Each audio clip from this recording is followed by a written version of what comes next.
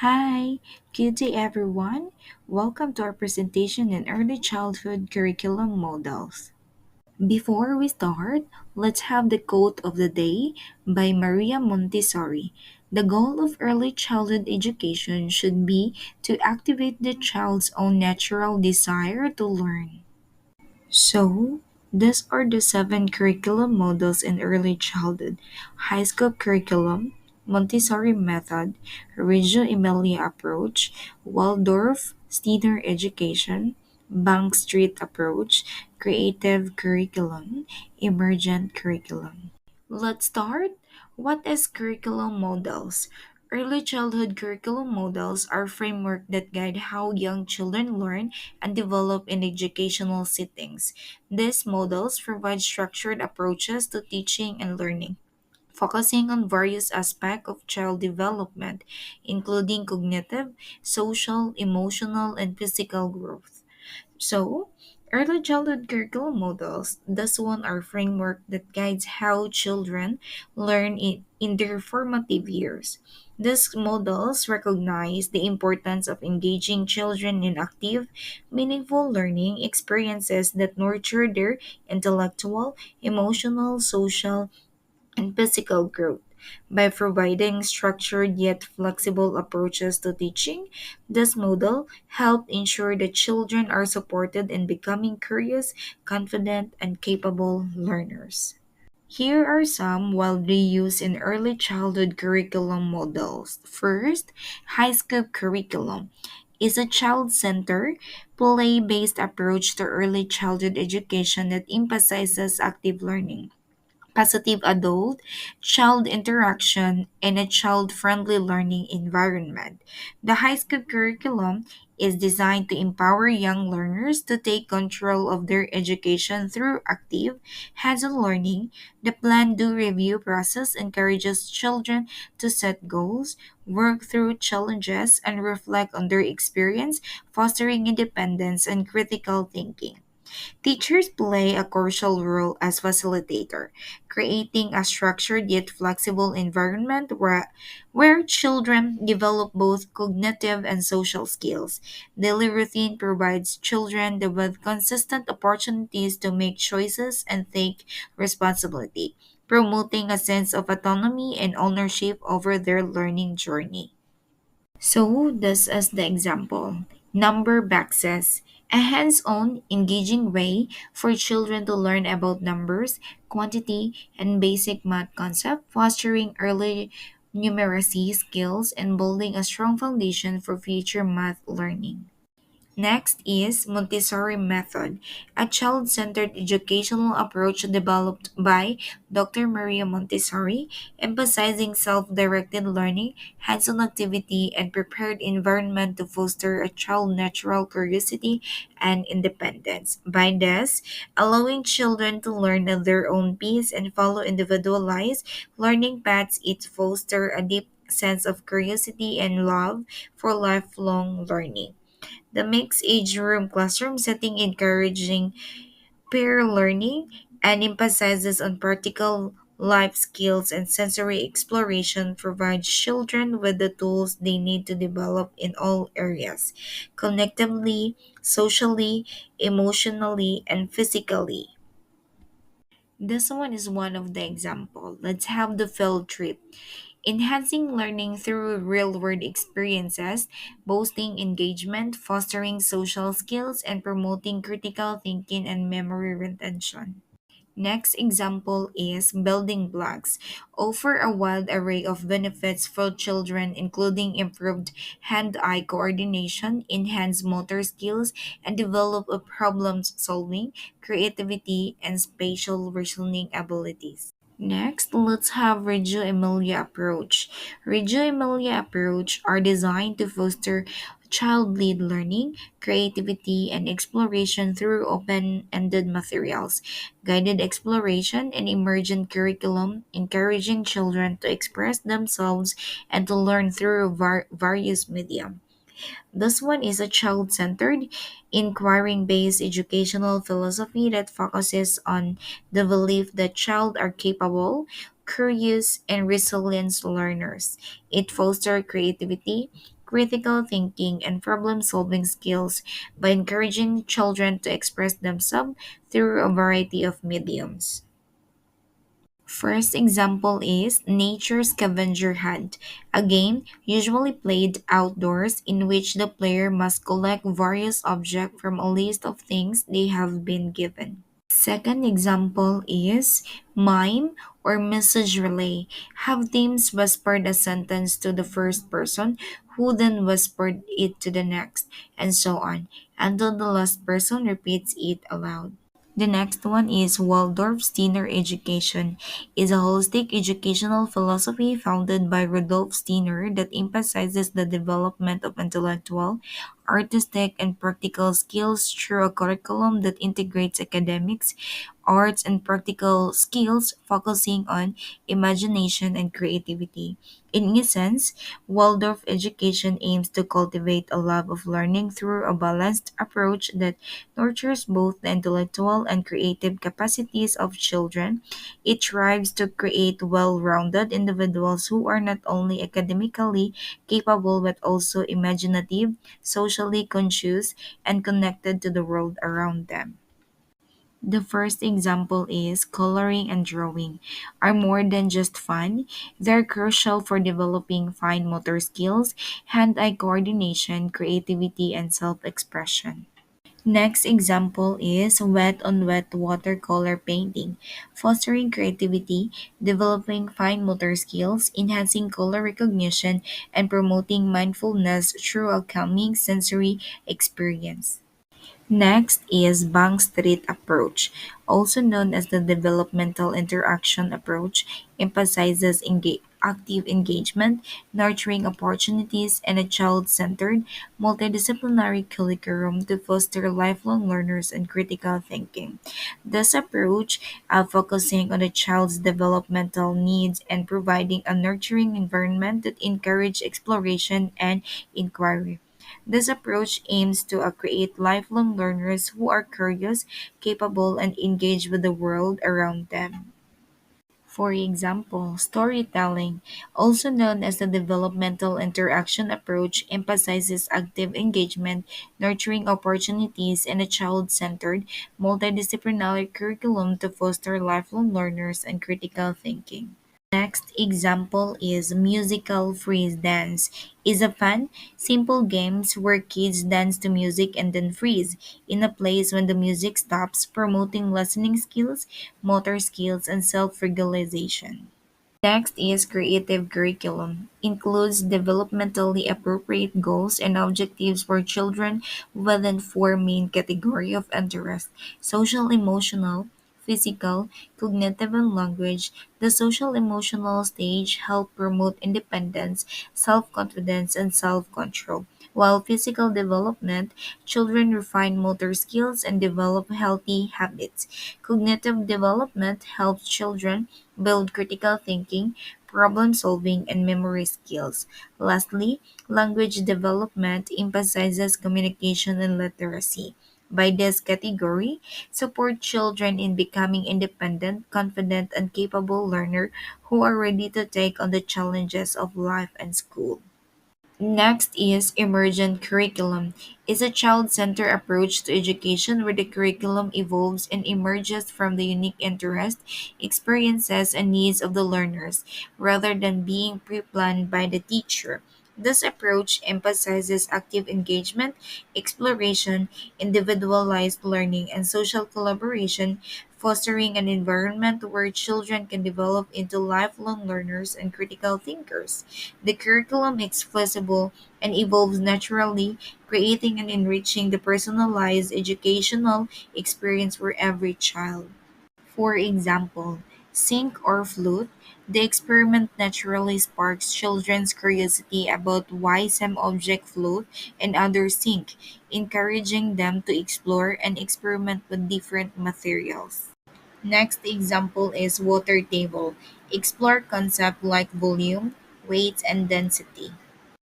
Conclusion. Each of these early childhood curriculum models offer a unique perspective on how young children learn and develop.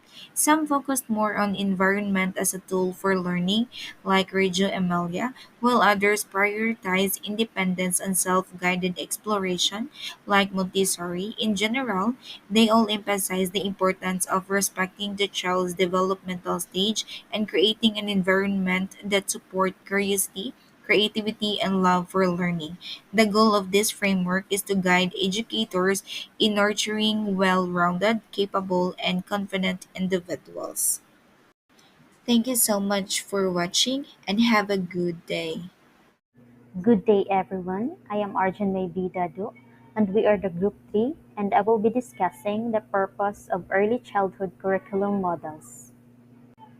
So, the primary purpose of these models is to ensure young children receive a well rounded education that meets their development needs.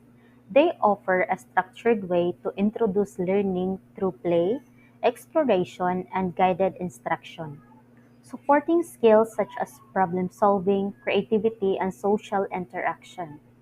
So here is a comparison of some key early childhood curriculum models based on their approach, teacher's role, classroom environment, and best fit for different types of learners. So we have here the seven curriculum model. First is the high scope approach, active, hands-on learning with structured routines. Teacher's role, facilitator, guides, plan do review process. Classroom environment, organized with clearly defined areas for different activities. It is best for children who benefit from structured routines and active learning. Second is Montessori approach, child-centered, hands-on, self-paced learning. Teacher's rule, observer and guide, minimal direct instruction. Classroom environment, prepared environment with Montessori materials and mixed age groups. It is best for independent learners who enjoy self-redirected activities. Third is Reggio Emilia. Approach, inquiry-based, project-focused. Teacher's role, collaborator and researcher, documents children's learning. Classroom environment, open creative spaces with natural materials and documentation displays. It is best for children who thrive in collaborative and artistic environments. Fourth, Waldorf. Approach, holistic, play-based with strong routines. Teacher's role, nurturer, storytelling, rhythm-based teaching. Classroom, environment, warm, home-like setting with natural materials and limited technology. It is best for children who benefit from routine, imagination, and creativity. Next is Bank Street. Approach, experiential, socially interactive learning. Teacher's role, facilitator, encourages discussion and exploration. Classroom environment, flexible and open-ended with various learning stations.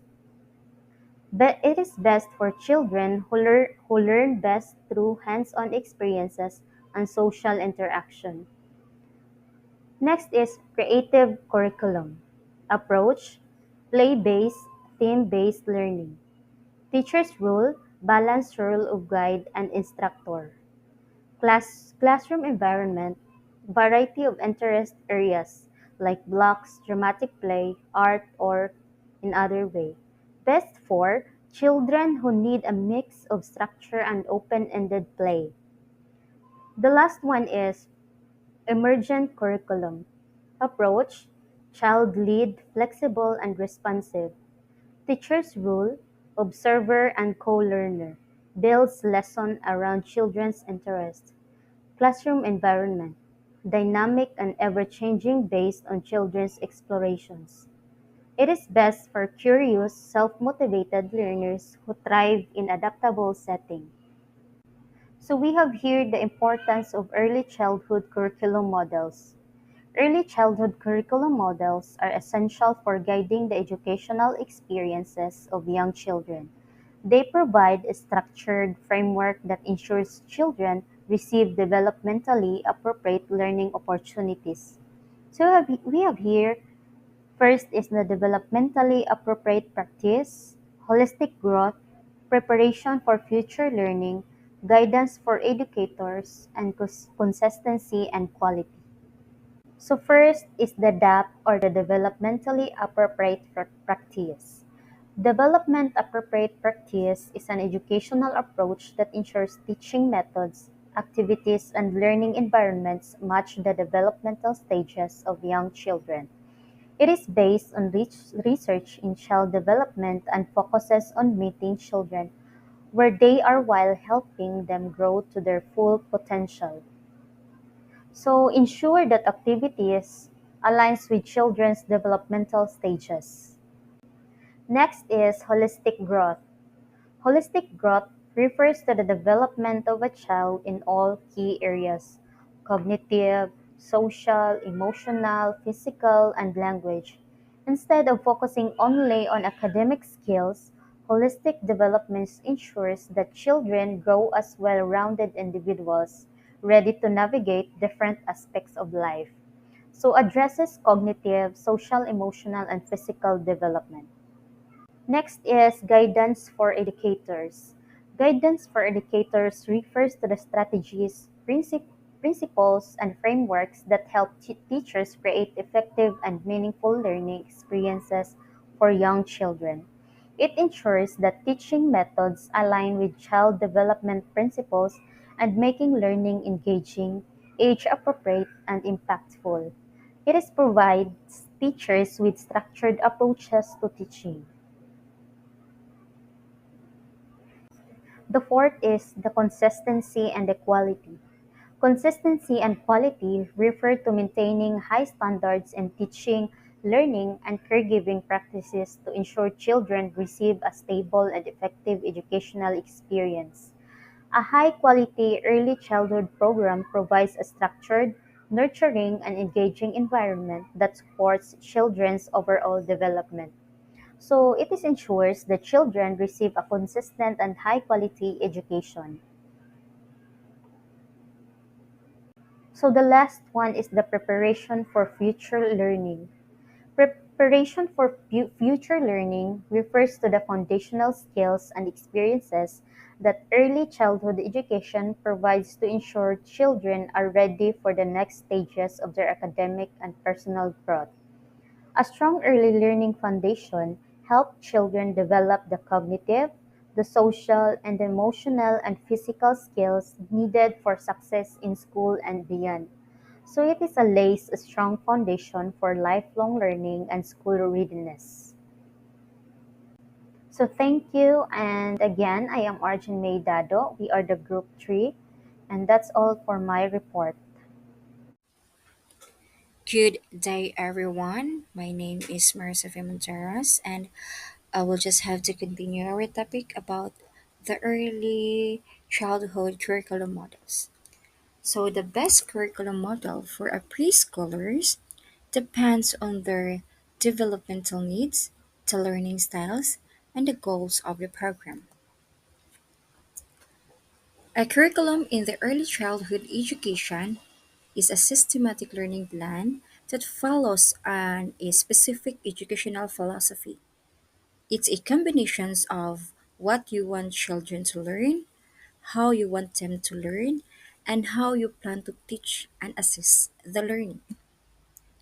So there are a various types of curricula available to all educators. The types used in the early childhood education typically follows the standards of a child's development and are flexible to meet the needs of children at different stages of development. The curriculum not only determines your content, but it also provides your staff with the appropriate training and supervision needed to implement and execute a high quality program. So here are the five most preschool education models. The first one is a creative curriculum model by Diane Trusterdudge. So in this creative curriculum model, The focus is on children's play and self selected activities.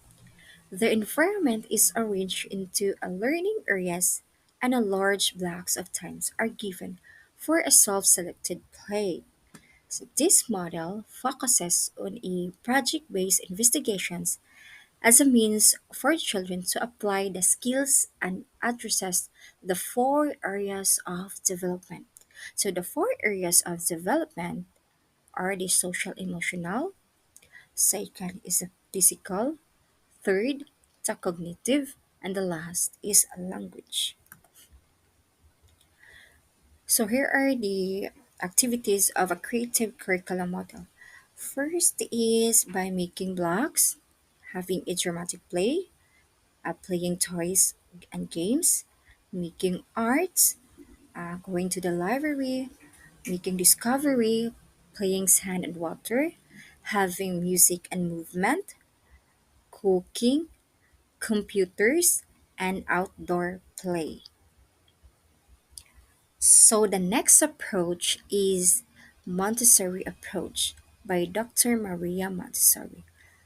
Dr. Maria Montessori, born on 1870 to 1952, she is the first female physician started her work with the children when she took a position at a psychiatry clinic of the University of Rome, where she worked with and observed special needs children. So then, she began to develop a pedagogy to educate these children and later refined it for a broader applications. So Montessori approach refers to a children's activity as work, not a play. Children are given a long periods of time to work and a strong emphasis on individuals' learning and individual peace is valued. Central to Montessori's method of education is the dynamic triad of a child, teachers, and of course, the environment. So, one of the teacher's roles is to guide the child through what Montessori term and prepared environment. For example, in a classroom. So, in a classroom, in a way of learning that are designed to support the child's intellectual, physical, emotional, and social development through active exploration, choice, and independent learning. So Montessori promotes a self-paced independent learning. So here are the five core components of a Montessori education. First is the trained so teachers. A properly credentialed Montessori teacher has a skill and expertise to implement the high fidelity Montessori programs. Second, using Montessori materials. A hallmark of Montessori is specially designed materials that provides a hands-on approach to learning. Third is the child-directed work. Children are given agency to self-select work, leading to intrinsic motivation and sustain their attentions. The fourth is the multi-age classroom. Classes with a 3-year age spans facilities mentorships among the children and encourage leadership development. Next is the uninterrupted work periods. An extended period of a free choice enable children to work at their own pace without the interruption. The next approach is the Rio Imoya approach by Loris Nalaguchi. This approach to early childhood education is based on over 40 years of experience in the Rio Emilia Municipal Infant, Toddler, and Preschool Centers in the Italy. Central to this approach is the view that children are competent and capable. It places emphasis on children's symbolic languages in the context of a project oriented curriculum. Learning is viewed as a journey and education as building relationship with both the children and adults, and creating connections between the ideas and the environment. Through this approach, adults help children understand the meaning of their experience more completely through documentations of a child's work, the observations, and of course, continuous teacher's child's dialogue. So this approach guides children's ideas with provocations, not predetermined curricula. There are collaborations of many levels, like the parent participation, the teacher's discussion, and of course, our community. So, what are the benefits of this approach? Rio Emilia approach activities allow children to take an active role in their learning by choosing what they want to explore and discover, with a focus on a relationship building and community. So these activities can benefit children by first is supporting social skills of course, second allowing engagement with the community, third getting more enjoyment from learning, and fourth facilitating self-expressions and building self-confidence. The next is supporting problem solving skills, and the last is exposing children to a new experiences. So next model is the high school model by David Wickery. The high school model also includes a plan to review sequence in which children begin their day by planning for activities they will participate in, so followed by the participation in the activities and engaging in a review session at the end of the day.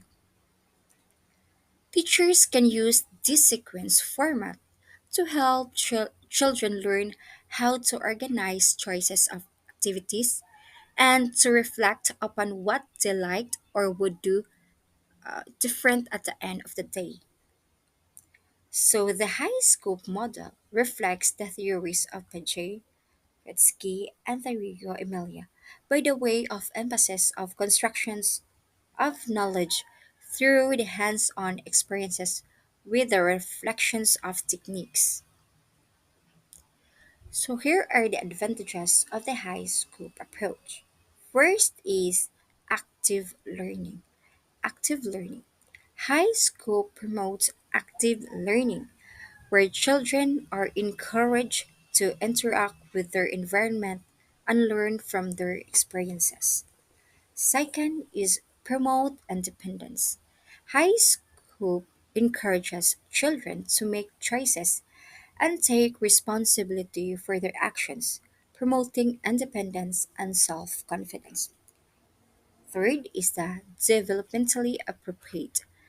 The curriculum is designed to be developmentally appropriate, taking into account the age and the ability of the children. The last is assessment. So high scope includes comprehensive assessment system that tracks children's progress and help teachers plan appropriate activities. So next is Waldorf approach or Rudolf Steiner.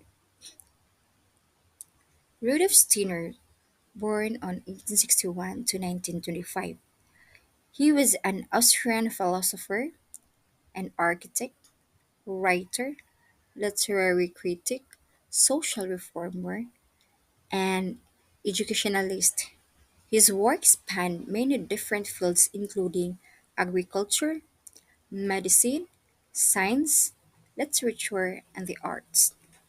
Among his achievements, he is known as the spiritual father of the philosophy of anthroposophy, and he founded biodynamic agriculture, so one of the first forms of organic farming.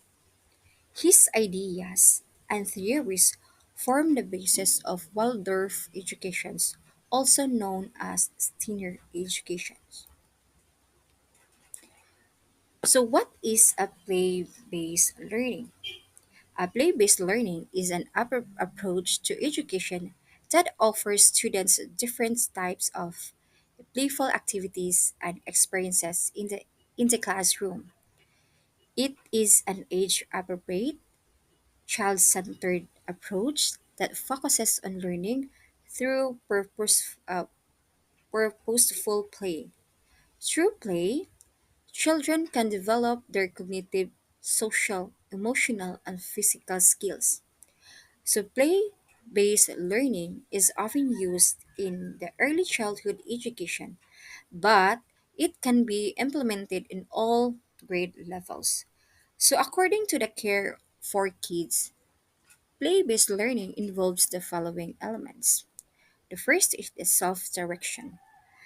The child chooses what they play and how they will play. Second is adult can supervise, accompany, or potentially suggest ideas, but the child decides the rest. Next is an open ended play. The child has the freedom to explore and experiment with different materials and activities without predetermined outcomes. The last is playful learning. The child can learn through play, which is more engaging and meaningful than tradition teaching methods. So, there are the types of play based activities inside the classroom or in the classroom. So, first is the imaginative play. This play or this type of play involves children using their imagination to create pretend play scenarios and stories. It can involve a dramatic play, role plays, small word setups, and a puppet storytelling. Second is a constructive play. So this type of play has a children using materials to build and create. It can involve building with blocks, creating with art, supplies, and constructing with manipulatives like loose parts. Next is the physical play. Okay, there are two types of physical play, the large motor and fine motor play. So, a large motor play involves children using their bodies to move, run, and play. It usually happens outdoors. So a fine motor play involves the small muscles and is commonly seen in indoor play experiences like cutting with scissors and favorite play-doh. So fine motor play develops dexterity and hand-eye coordination. Next is the language and communication play. This type of play involves children playing with sounds, words, and gesture. It includes children playing with rhymes and songs. So last is the explorative play. In this type of play, children will investigate and explore the properties of things in their environment, like water play, magnets and sand play are popular activities for this type of play. So, benefits of the play-based learning in early childhood education. So, play-based learning has a numerous benefits. It has an important role in early childhood education. A play-based program understands the importance of play in a child's development. It is a child-centered, age-appropriate pedagogy that foster creativity, social interaction, academic skills, and critical thinking skills. Because play based learning is a child centered, it focuses on the child's interests and needs. So children learn best when they are engaged in activities that are meaningful and relevant to them. An effective play based learning program is not a free for all or choose your own adventure. So that could be all my report, my topic. Thank you so much for listening.